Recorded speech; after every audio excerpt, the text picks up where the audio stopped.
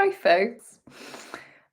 So, take two. I tried to record this video yesterday, and anyway, the internet was all weird. I think whenever it's raining here, it seems to just the internet doesn't like it. So, I'm here to, and I feel really inspired to talk to you about following our soul nudges and like how we can filter out the noise of the world, right? Because it is so loud. Excuse me. Um, and maybe this is actually why I'm doing this video now, and I can illustrate better because I was sitting with my cacao this morning, as I do, and I sit in a ceremony. I actually redid my little altar, which is fun as well, with intentions of the energy I'm bringing in as well in autumn, which autumn I love, by the way. Anyone else love autumn? It's like my favorite season. Something is shifting because my voice is going. And I sat with my cacao, and I always just, if you work with cacao, you will know it's a heart opener. And she will assist you in a very gentle way. She will hold a soft space for you to see what you need to see. And for me, I asked her, like, please show me what are the shadows I need to see that are holding me back so that I can be the more loving, peaceful, creative version of myself, right? Because if we don't shine a light on those shadows, this is obviously important. If we don't make the shadows conscious, they will remain unconscious and they will control our life. And that's similar to a quote that Carl Jung said. And I do truly believe that. And, to follow our soul, it takes courage, right? It takes letting go and unraveling all the things we've been told, all the things we know in our mind, in our logical brain, right, in our rational mind of how to live, right? Like following the soul is not linear, it is intuitive, it's fluid, it's being receptive. And we have to be receptive to life if we truly want to live from our heart, from our soul, in integrity with our deepest truth. And it takes courage, right? It's not easy. I'm not saying it's easy. But when you do start to follow the soul's nudges, they get louder. And that's what I found this year is creating quiet space for myself to just sit with myself in like silent meditation with my body, tuning in has been really helpful because it's actually helped me cultivate a deeper relationship with my intuition and my soul. So it's louder, whereas before it was really quiet. It was hard to hear it because, particularly if you're a sensitive being, you may be in my world, you'll know I've got videos on that. But if you are sensitive, then you are very much in tune with the energy around you, the energy of others. You will feel, the energy behind what somebody says. It's not just like they said, oh, don't do that. You feel maybe the judgment or you feel the jealousy or whatever it is underneath that. And so it is so important that we remain centered, that we come back to stillness so that we can connect with what our truth is and what your soul is actually telling you. Okay, it's so important. And if you don't know, I'd suggest you like really look into energy protection because it is a game changer if you are too open. I always talk about sensitivity is a superpower when you can harness it, but you also have to be mindful of protecting yourself from those negative heavy energies that you can take them in every day, right? Even go to a grocery store and you see somebody, I don't know, that looks angry, and then you just feel that energy, and it might, frazzle you and might feel like uneasy in your body. So just be really aware of that because there is so much noise in the world, whether it's from social media, from our loved ones, from our friends, like everything is coming at us.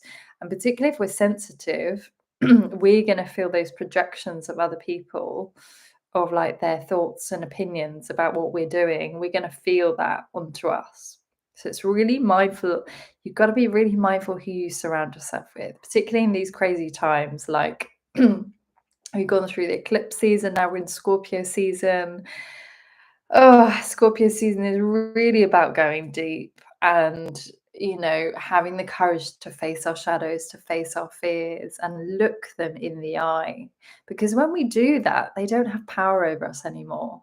If you can really sit with those deepest fears and shadows, and this is a practice, they no longer control you, right? And I'm not saying I'm still in the process of working with that. It's never like done. But the more you create a quiet, still space for yourself, the louder your soul, like your soul will feel, you'll feel more in touch with your soul. You'll hear what she's saying, what that quiet voice is whispering to you. Because often it is a quiet, soft voice.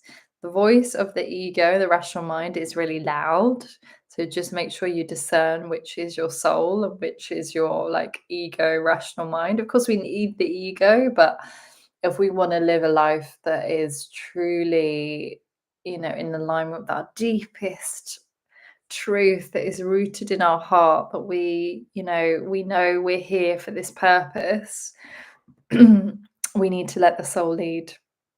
And it's not linear, right? And I will, I can go in and out of this. Some days I'm trying to control things and do things in a really linear way. And I'll share, for example, yesterday, I felt so in flow. It was so good. Like I met a friend for coffee and we were talking about like just these beautiful the transitions we're in, talking about our inner world and all of that going on. And it was just such a meaningful, rich conversation.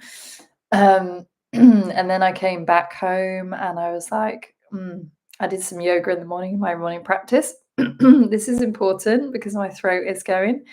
Clearing something. So, that's really interesting. So, and then I came back and I was like, right, I'm going to give myself permission to paint because I often don't. And that's where I'm treating myself at the moment.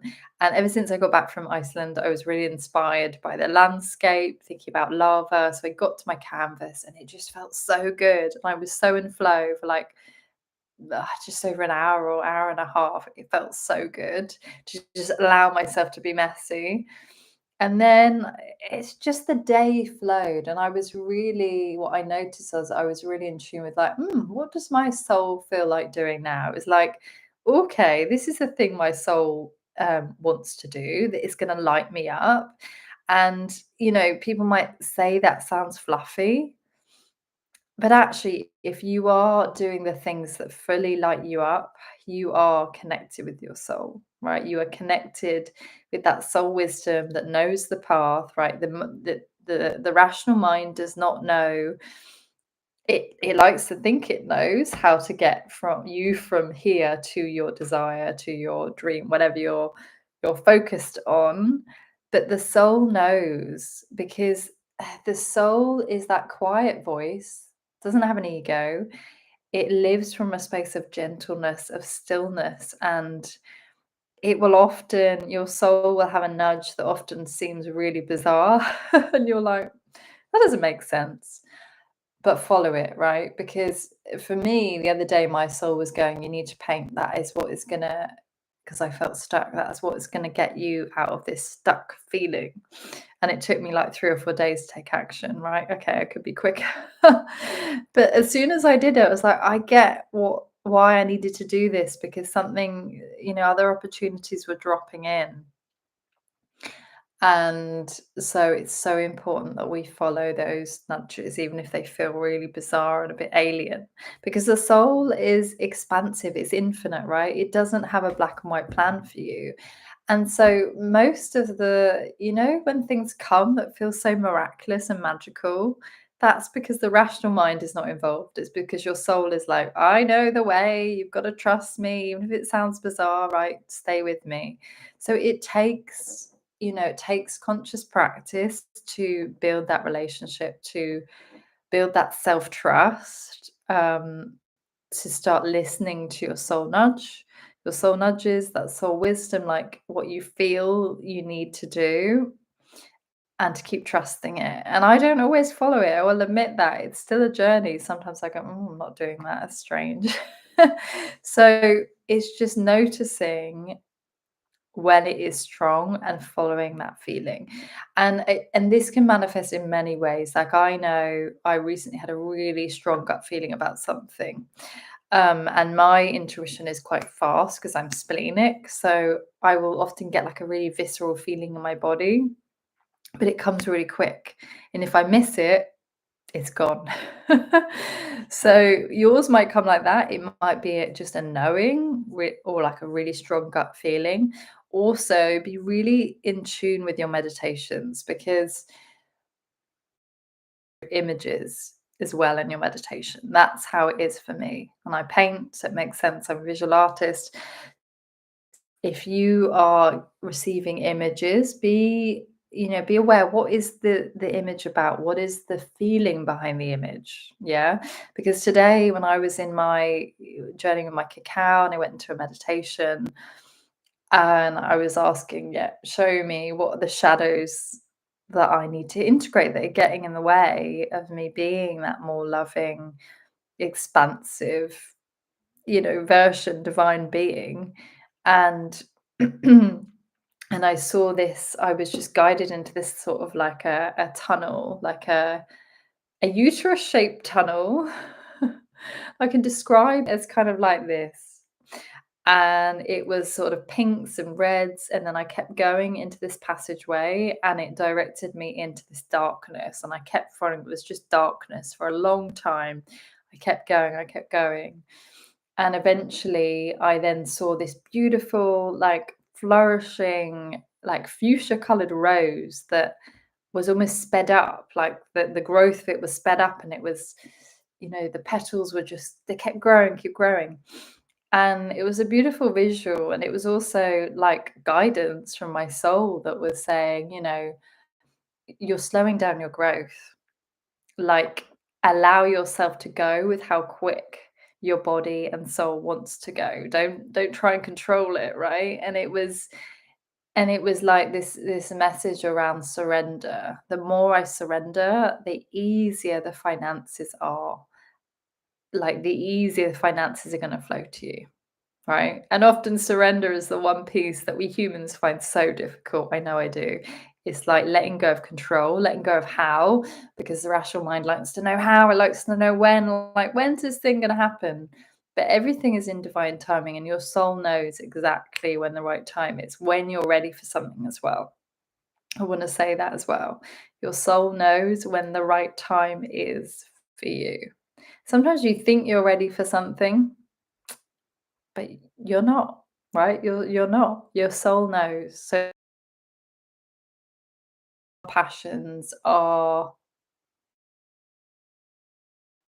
a deeper medicine gets diluted, gets diluted from the noise of the world, of everyone else around you, from just general energies, so that your message doesn't feel as bright. It feels like it's dimmed, like your light has gone out, right?